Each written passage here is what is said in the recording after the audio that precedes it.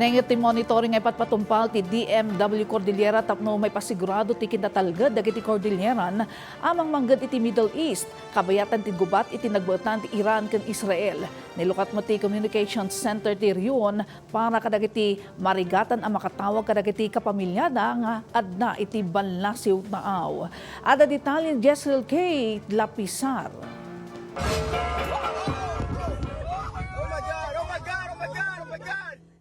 Iti baet ti kumarkaro atensyon kan agtultuloy agubat iti Midlle East, agtultuloy met ti ipatpatungpal a monitoring ti Department of Migrant Workers Cordillera iti kasasaad dagiti Cordilleran Overseas Filipino Workers kadagiti pagilyan nga apektado. Sigun iti ahensya, agtaltalinaed ti pannakitinulong da kadagiti Migrant Workers Offices iti Midlle East tapno maamuan ti sitwasyon dagiti kakailyan kan dagiti tulong anasken a maipaay kadakwada.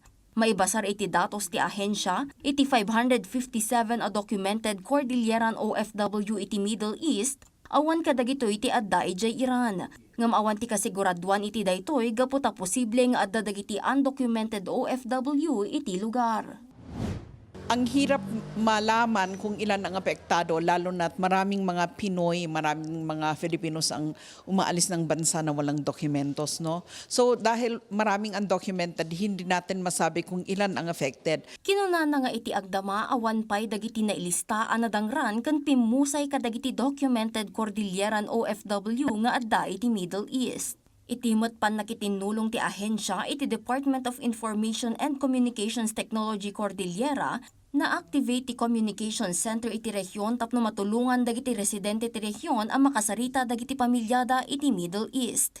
Impasigurado na asilulukat ti opisina iti rehiyon ken iti Midlle East tapno mangipaay ti serbisyo kadagiti mangayat ang makisarita kadagiti pamilyada. Mangipapaay matla ang ti ahensya ti Psychosocial Counseling ken Services kadagiti OFW ang makapaspasar ti mental stress wenno psychological distress nga ituntunda ti gubat. Itimot agdama, awan pay dagiti mangayat ti repatriation kadagiti Cordilleran OFW iti Midlle East. Ngampal palagipan dagitoy ti ahensya nga agturong ken umasidagdalaeng kadagiti migrant workers offices kadagiti lugar a pagnanaedanda tapno may paayan dagitoy ti dagos a tulong.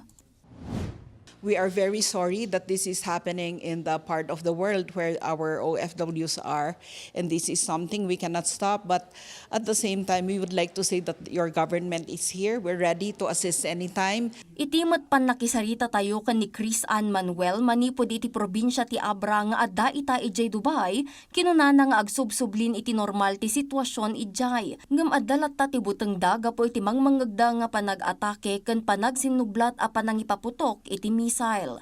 Limitado latta ti garaw dagiti tattao gapo iti agtintinag a debris. Ngam agtultuloy met ti pananglagip dagiti Muslim iti Ramadan kabayatan ti gubat. Agsubsubliman iti normal ti sitwasyon iti lugar, agtaltalinaed met a nakaalerto dagiti tattao iti anyaman a posible a mapasamak. Jezreel K. Lapizar para iti Pambansang TV, iti Baro, Pilipinas.